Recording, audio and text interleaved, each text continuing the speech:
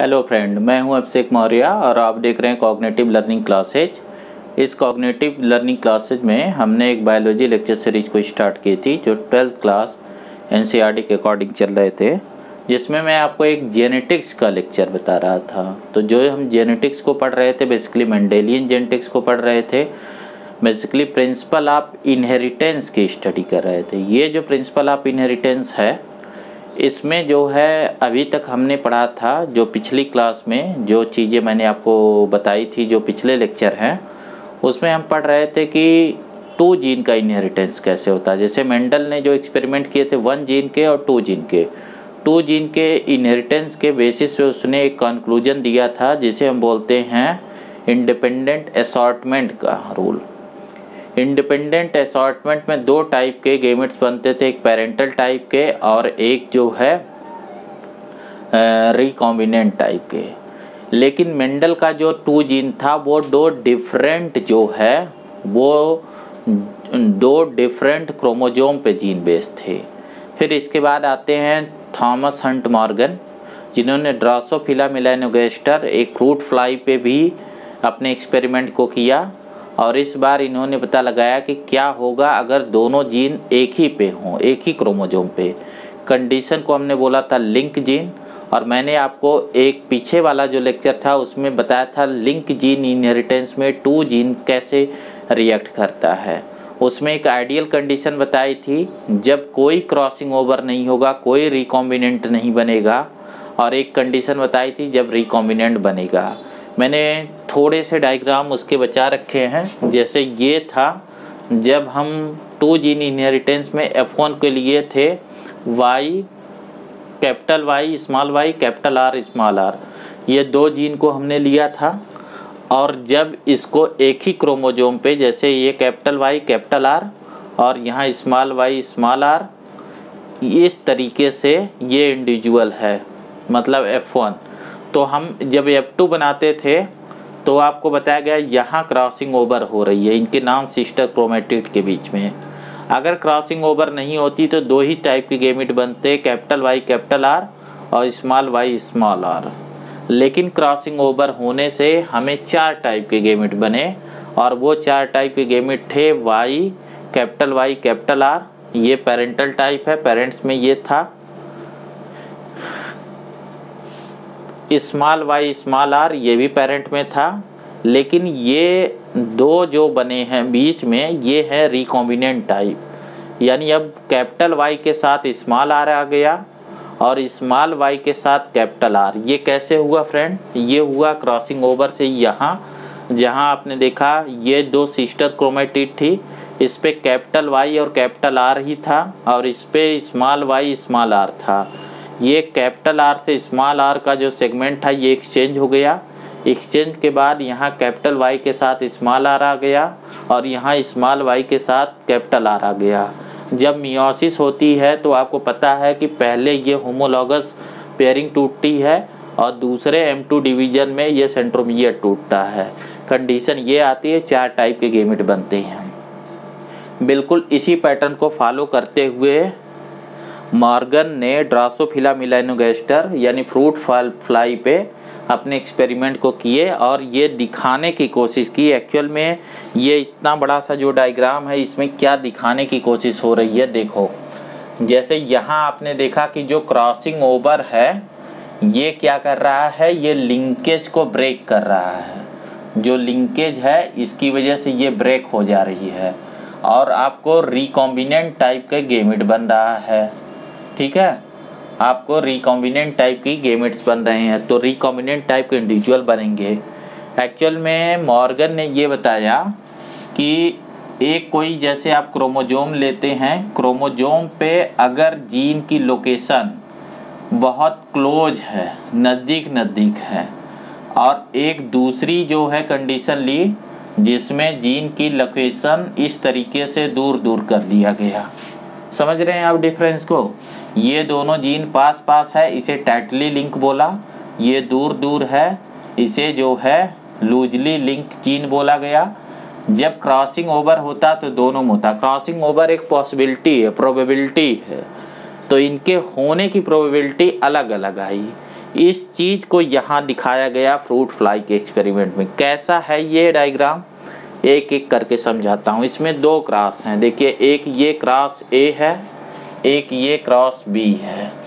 दोनों दो different gene के लिए हैं। जैसे मैं आपको समझाता हूँ, जैसे ये देखिए पी फॉर पेरेंट जनरेशन है, ये फीमेल है, ये मेल है। एक बात और बताऊँ, जैसे ह्यूमन में XX जो है ये फीमेल होती है और XY मेल होता है, बिल्कुल इसी तरीके से फ्रूट फ्लाई में ये देखिए जैसे मेल है तो इसमें ये X क्रोमोजोम के इक्विवेलेंट है, नॉर्मल क्रोमोजोम है, और जो Y क्रोमोजोम है उस पर कोई जीन नहीं होती है, ये 6 डिटरमिनेटिंग क्रोमोजोम होता है। ठीक है, X जो है नॉर्मल क्रोमोजोम की तरह होता है। ये एक्चुअल में सेक्स लिंक इनहेरिटेंस है, वो क्या होता है वो मैं आगे समझाऊंगा। अभी आप उसके कॉम्प्लिकेशन में न पड़े, जस्ट इसे समझें कि ये जो है जैसे Y क्रोमोजोम को दिखाया जाता है ये अलग है, इस पर कोई जीन नहीं है जिसका इनहेरिटेंस हो रहा है। तो ये फीमेल है, यानी फीमेल जो है देखो होमोजाइगस होती है और मेल हेट्रोजाइगस होता है। इस कॉन्सेप्ट को समझो, यानी फीमेल में दोनों XX एक जैसे क्रोमोजोम है। इस क्रोमोजोम पे ये दो जो है जीन है, ये Y जीन है, M जीन है। Y जीन येलो के लिए है, M जो है वाइट के लिए है, और इनकी लोकेशन नज़दीक है। ठीक है, यानी ये इस वाली कंडीशन को दिखा रहे हैं कि ये जो है टाइटली लिंक जीन है, ये नज़दीक हैं। इनका ये जो फार्म है, देखो यहाँ दो फार्म है, एक डोमिनेंट फार्म, एक रिसेसिव फार्म। जैसे यहाँ एक बोला गया वाइल्ड फार्म, ये जो है डोमिनेंट फार्म है, इस पे जो है प्लस सुपरस्क्रिप्ट लगा के दिखाया गया। इसका मतलब ये डोमिनेंट है, ये डोमिनेंट फेज में दिखा रहे हैं, और इसको जो है इसको रिसेसिव तरीके से दिखा रहे हैं। ठीक है,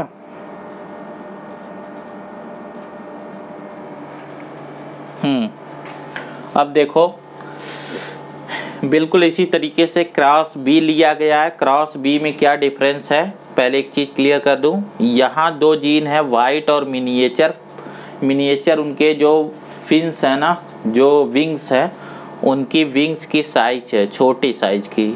तो ये देखो ये जो है एक जीन इस एंड पे है, दूसरी जीन इस एंड पे। देखो ये भी फीमेल है तो ये होमोजाइगस है, ये मेल है हेट्रोजाइगस। ये ग्रीन कलर जो है ना ये Y क्रोमोजोम को रिप्रेजेंट कर रहा है, ये इसका वाइल्ड टाइप है, इस पे प्लस सुपर स्क्रिप्ट के साथ। तो पहले एक को समझते हैं। ठीक है, एक को समझते हैं। ये P जनरेशन है, F1 जनरेशन है, F2 जनरेशन है। तो P जनरेशन में हमने पेरेंट लिया, ये फीमेल है, ये मेल है। ठीक है, यहाँ से आप चाहो बाइफरकेट कर दो, ये देखो फीमेल है, ये मेल है। ठीक है, बहुत ध्यान से आप देखना, ये डायग्राम थोड़े से लेंदी हो गए हैं। देखो ये एक Y है, एक M है ना, इस पे भी Y है, स्मॉल M है, जो येलो और वाइट के लिए होमोजाइगस कंडीशन था, ये इसका हेट्रोजाइगस कंडीशन है। ठीक है, अब क्या होता है कि इनसे गेमिट बनेंगे। जैसे इनसे क्या गेमिट बनेगा, इससे क्या गेमिट बनेगा, तो जब इनके गेमिट बनेंगे, जैसे देखो इनमें दोनों तो एक ही गेमिट बनेगा, इसमें दो अलग टाइप का गेमिट बनेगा। तो इनसे F1 जनरेशन में जो चीज़ हमें मिलती है, जो कोई भी जब हम सेक्स लिंक इनहेरिटेंस को पढ़ते हैं तो मेल और फीमेल के होने की प्रोबेबिलिटी 50% होती है। तो यहाँ एक फीमेल को दिखाया गया है, एक मेल को दिखाया गया है। तो F1 जनरेशन में जो चीज़ें हमें निकल के आई वो देखो क्या हुआ, एक इसका गेमिट तो यही रहेगा यहाँ पे, दूसरा जो है एक इसके गेमिट्स को, यहाँ देखो इस बात को ऐसे समझो, जैसे इससे गेमिट अगर बनाते तो इसका एक ही गेमिट बनता है X, और इसके दो गेमिट बनते X और Y। इसको भी मान लो कि इसका दूसरा गेमिट भी X ही बना। ठीक है, देख लो ऐसे। अब जो है जब सेक्स लिंक इनहेरिटेंस होगा तो वो कैसे होगा, अगर ये दोनों गेमिट फ्यूज होंगे तो ये क्या बनाएंगे, XX यानी कि फीमेल। ठीक है, अब ये गेमिट अगर इससे फ्यूज होगा तो क्या बनेगा, ये XY यानी कि ये बनाएगा मेल। ठीक है, तो बिल्कुल इसी तरीके से यहाँ हुआ, ये वाला क्रोमोजोम यहाँ आया है, इसका क्रोमोजोम यहाँ आया है और इससे एक बनी है फीमेल। ये फीमेल हेट्रोजाइगस कंडीशन में है। ठीक है, ये नॉर्मल बात है। फिर इसके बाद देखो दूसरा क्या हुआ है, दूसरी कंडीशन में इसका वाला ये यहाँ आया है और इसका वाला यहाँ आया है। ठीक है, एक फीमेल का एक मेल का गैमेट और इससे एक मेल बना है। तो पहले में मेल देखो वाइल्ड टाइप था, लेकिन F1 जनरेशन में ये मेल जो है ये रिसेसिव टाइप का यानी येलो और वाइट वाला यहाँ आ गया। अब F1 की जब हम सेल्फिंग कराते हैं तब हमें मिलता है F2 जनरेशन। तो जब हम सेल्फिंग कराते हैं तो इसका मतलब गेमेट अब इनमें से बनने वाला, यहाँ जो गेमेट बनने वाला है ये चीज़ ध्यान रखना कि यहाँ क्रॉसिंग ओवर होगा, इसमें क्रॉसिंग ओवर नहीं होगा क्योंकि दूसरे वाले क्रोमोजोम पे कोई जीन नहीं है क्रॉसिंग ओवर करने के लिए, लेकिन यहाँ क्रॉसिंग ओवर होगा। जब यहाँ क्रॉसिंग ओवर होगा तो क्या होगा, इस M के साथ प्लस Y चला जाएगा और इस प्लस W के साथ ये मैंने MM लिख दिया है, ये W है, सॉरी। ठीक है, वाइट, ये W के साथ ये प्लस W के साथ ये Y आ जाएगा और इस W के साथ प्लस Y आ जाएगा। जैसे इस बात को क्या मैं एक ही चीज़ बोल रहा हूँ, नहीं, आपको ये ध्यान देना है कि यहाँ दो तरीके के गैमेट्स बनेंगे। एक पहले सिंपल गैमेट्स बनेंगे जैसे यहाँ बना है ना, जैसे देखो ये जो इंडिविजुअल हमने लिया था तो इसमें ये वाला गैमेट और ये वाला गैमेट पेरेंटल है। तो जो पेरेंटल है वो देखो यहाँ मेंशन किया गया है। पेरेंटल का मतलब है कि पेरेंट में देखो ये दोनों जीन आपस में लिंक थे, यहाँ देखो आपस में लिंक हैं, ये दोनों जीन आपस में लिंक थे, यहाँ वो आपस में लिंक है। तो ये जो लाइन है ना इसके इधर सब पेरेंटल हैं।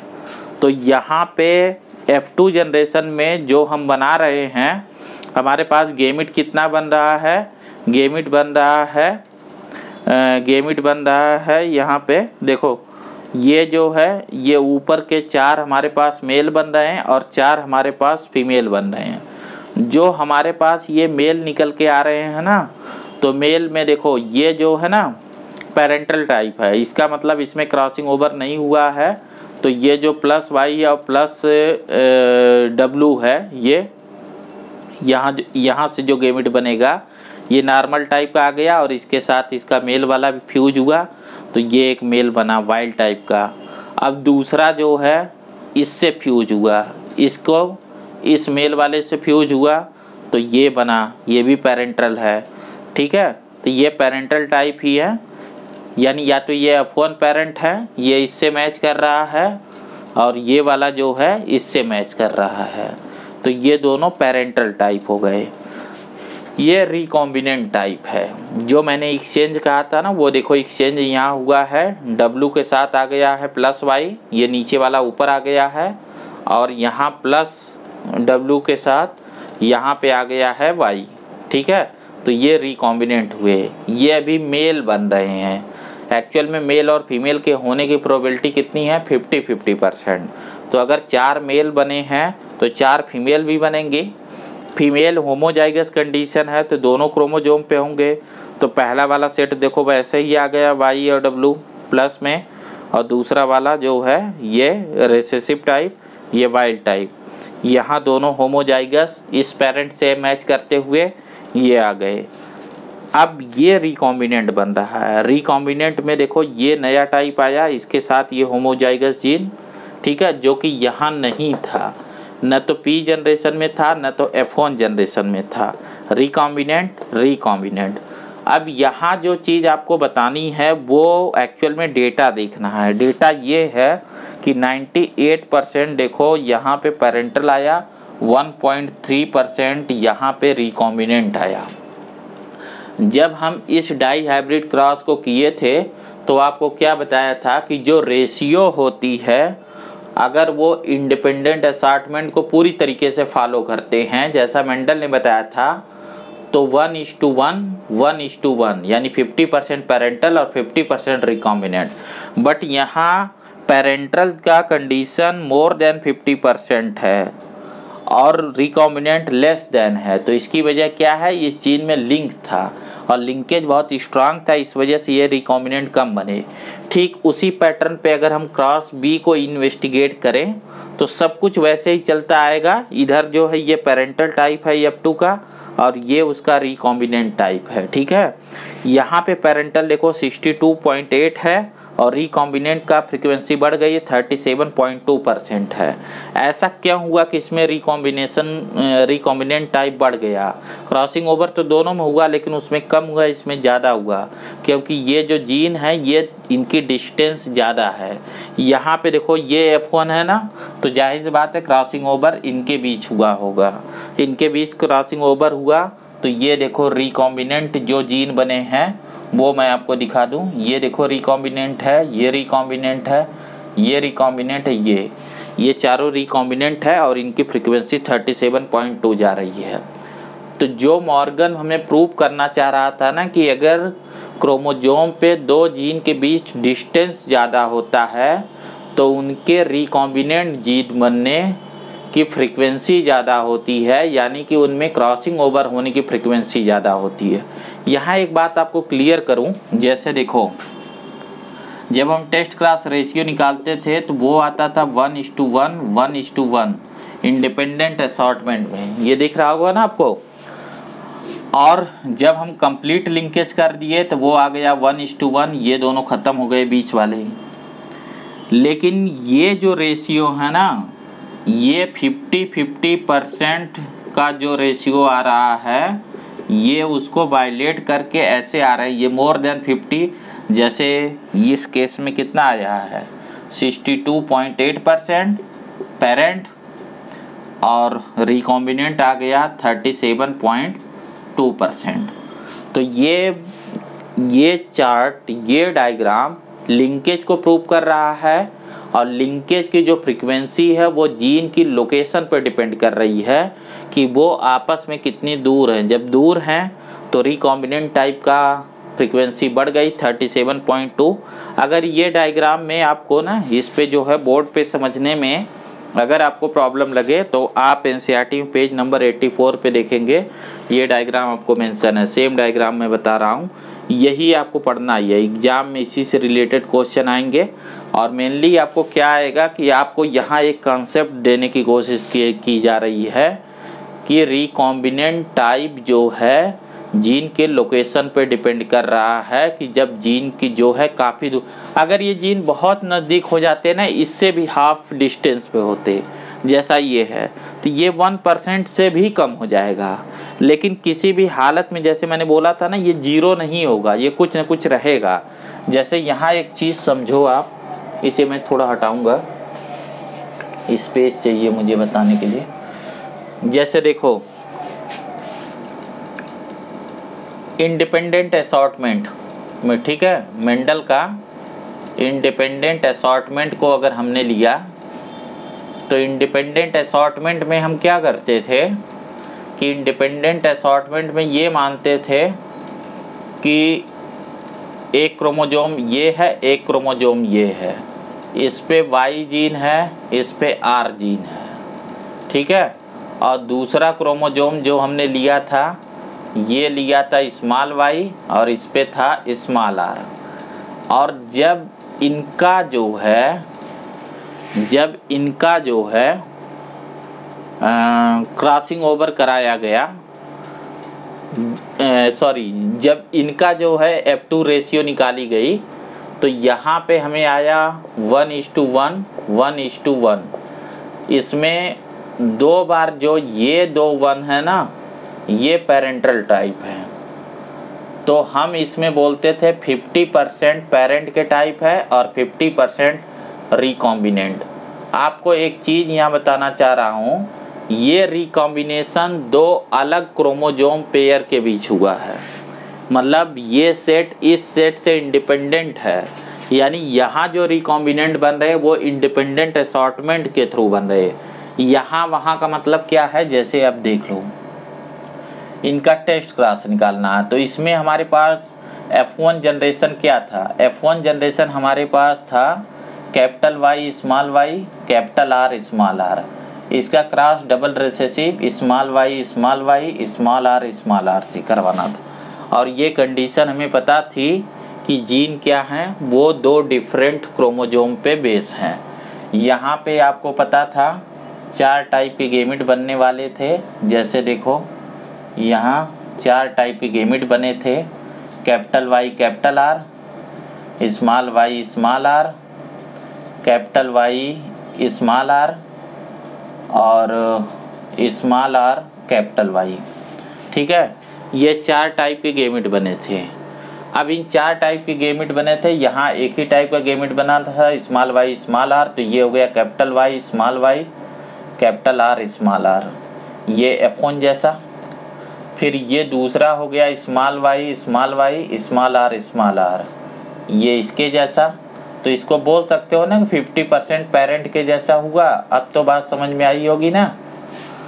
और ये जो बन रहे हैं ये दोनों में नहीं है, ये बन रहा है capital Y small R small r, दूसरा सेट पूरा रिसेसिव है और पहला हेट्रोजाइगस है, ऐसा दोनों में नहीं है। ठीक है, और दूसरा बन रहा है small r capital Y small y। ठीक है, सॉरी